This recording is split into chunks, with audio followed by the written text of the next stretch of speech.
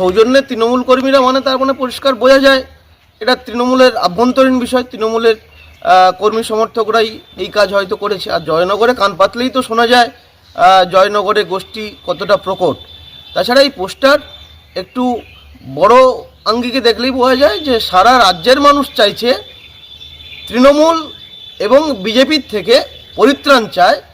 কারণ রাজনীতিতে যখন বামপন্থীরা এই সরকারের ছিল পশ্চিমবাংলায়, কিংবা বামপন্থীরা যখন শক্তিশালী ছিল, তখন কখনো এরকম টাকার বিনিময়ে কিংবা নিজেদের আত্মীয় পরিজন তাদেরকে সরকারি পদে বসিয়ে দেওয়া কিংবা দলের পদে বসিয়ে দেওয়া এই কালচার ছিল না।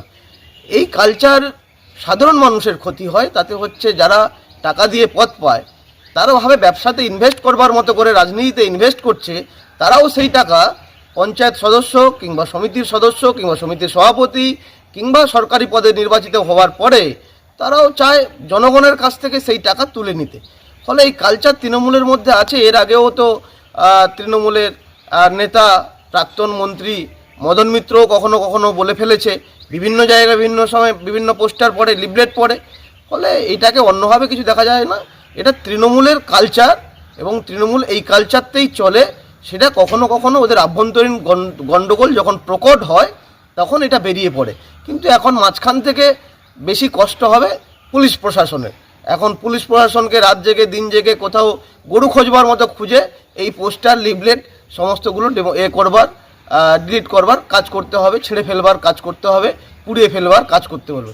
দুর্ভাগ্যজনক রাজনীতিতে এই জিনিস পশ্চিমবাংলায় এলো, এটা দুর্ভাগ্যজনক। অপূর্ব প্রামাণিক, জেলা কমিটির সদস্য, সিপিআইএম, দক্ষিণ 24 পরগনা। জানতে পারলাম জয়নগর বিধানসভার আর গড়দেয়ানি থেকে পদ্মেরহাট বর্তমান এই রুলিং পার্টির অর্থাৎ তৃণমূলের বিধায়ক বিশ্বনাথ বাবুর বিরুদ্ধে তৃণমূল কর্মীদের ক্ষোভের বহিঃপ্রকাশ ঘটেছে। তিনি বিভিন্ন যে পঞ্চায়েত প্রধান, উপপ্রধান, পঞ্চায়েত সমিতির তাদের থেকে টাকা নিয়ে তাদেরকে পদে বসিয়েছেন। আসলে এটাই হওয়ার ছিল। উনি যতই একজন শিক্ষক মানুষ হিসেবে তার তৃণমূলীকরণ হওয়ার চেষ্টা করেছেন, নিজের শিক্ষার জলাঞ্জলি দিয়ে নিজেকে যেভাবে তৃণমূলের নেতা হিসেবে বহিঃপ্রকাশ করার চেষ্টা করেছেন সেটা আর মানুষ নিতে পারছে না। তৃণমূল কর্মীরা তো তার বহিঃপ্রকাশ দেখিয়ে দিয়েছে। বিভিন্ন জায়গায় পোস্টার আর সেখানে লেখা থাকছে এইরকম একজন বিধায়ক আপাদমস্তক দুর্নীতিগ্রস্ত, যার অনুরূপভাবে তারা চাইছে না এই বিধায়ককে পরিবর্তন করার। আমরা বহু আগেই বলেছিলাম তিনি কেমন মানুষ, জয়নগরের মানুষ কাকে বিধায়ক বানিয়েছে, কাকে ভোট দিয়েছিল, কাকে জনপ্রতিনিধি করেছিল। আমরাও চাই এর পরিবর্তন হোক। তৃণমূলের প্রার্থী নয়, পুরোপুরি তৃণমূলকে এখান থেকে নির্মূল করার জন্য আমরা দাবি জানাচ্ছি। একটা বিষয় আপনাদের মাধ্যমেই দুটো জিনিস জানলাম, আপনাদের ছবির মাধ্যমে।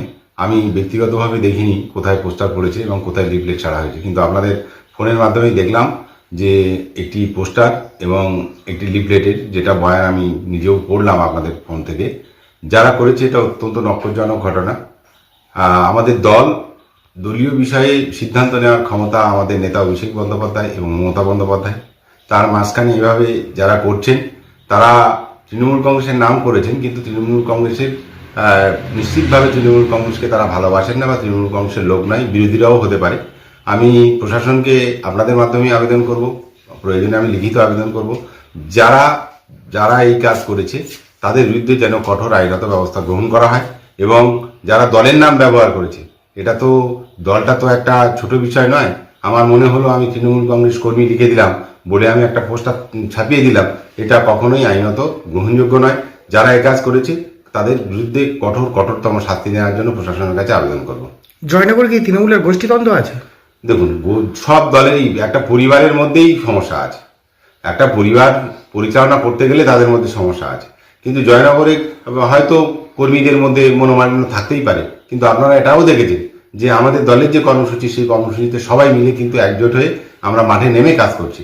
সেখানে মাঝখান থেকে কারা কেন এইগুলো করে দলকে ক্ষতিগ্রস্ত করছে, দলের কারোর বিরুদ্ধে যদি বলতে হয় সেটা দলের চার দেওয়ালের মাধ্যমে, চার দেওয়ালের মধ্যে একটা আভ্যন্তরীণ জায়গায় দলের যেখানে বলার সেখানে বলার উচিত ছিল যদি কারোর কোনো বক্তব্য থাকে।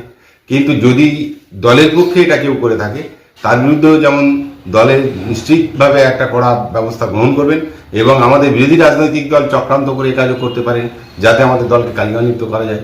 সেই জন্য পুলিশ প্রশাসন এবং আমরা দলীয়ভাবে পুরোটাই দেখবো যে এই কাজটা কারা করেছেন, যারাই করে থাকুক তাদের বিরুদ্ধে চরম ব্যবস্থা, আইনত চরম ব্যবস্থা গ্রহণ করার জন্য আবেদন করবো।